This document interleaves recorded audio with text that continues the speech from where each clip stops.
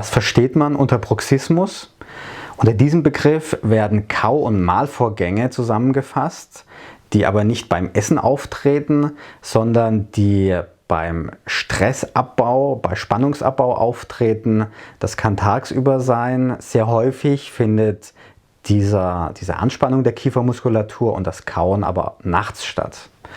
Nachts werden Probleme gewälzt und es entsteht eine Anspannung, und diese Mahlvorgänge, das sprichwörtliche die Zähne zusammenbeißen, das erfolgt, um diesen Druck abzubauen.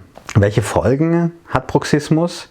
Durch die starke Anspannung im Bereich der Kiefermuskulatur und des Kiefers wird Druck auf die Zähne ausgeübt. Die Zähne werden abgeschliffen durch die Kaubewegungen. Es können Risse im Bereich der Zähne auftreten und es können auch Störungen und Schmerzen im Bereich der Kiefermuskulatur, der Kieferknochen auftreten. Es kann auch sein, dass richtige Myogelosen im Bereich der Kiefermuskulatur auftreten. Das sind Verhärtungen im Bereich der Muskulatur, die kann man tasten und die können dann zu Kopfschmerzen und zu weiteren Verspannungen führen. Wie kann man Bruxismus behandeln? Die beste Behandlung wäre natürlich, dass die Probleme gelöst werden, dass man eine Gelassenheit im Umgang entwickelt mit Problemen. Helfen kann da Yoga, Meditation oder autogenes Training. Für viele Menschen fehlt aber der Zugang zu diesen Verfahren und sie wünschen sich eine einfachere Methode. Zum Schutz der Zähne werden oft Zahnschienen, also Beißschienen angefertigt. Die schützen die Zähne vor der Reibung, die entsteht, aber sie reduzieren natürlich nicht die Kraft, die durch die Kaumuskulatur ausgeübt wird, und auch nicht die Verspannungen, die in den Muskeln auftreten.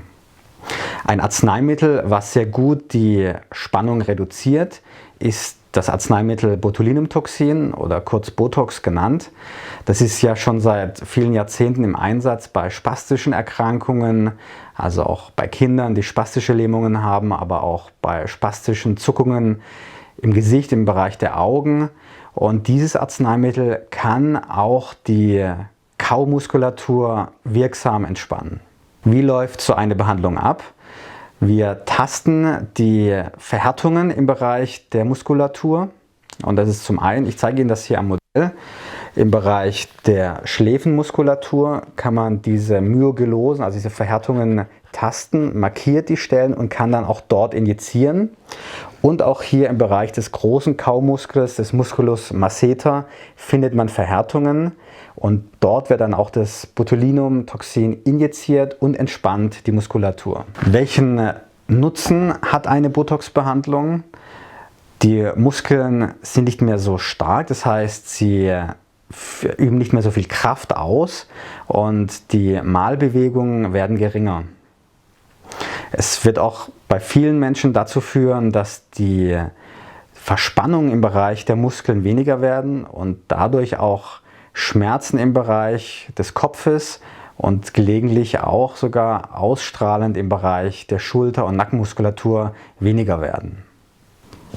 Bitte posten Sie Ihre Fragen hier unterhalb des Videos. Wir haben auch auf unserer Webseite Informationen zusammengetragen. Den Link finden Sie in der Beschreibung unterhalb dieses Videos.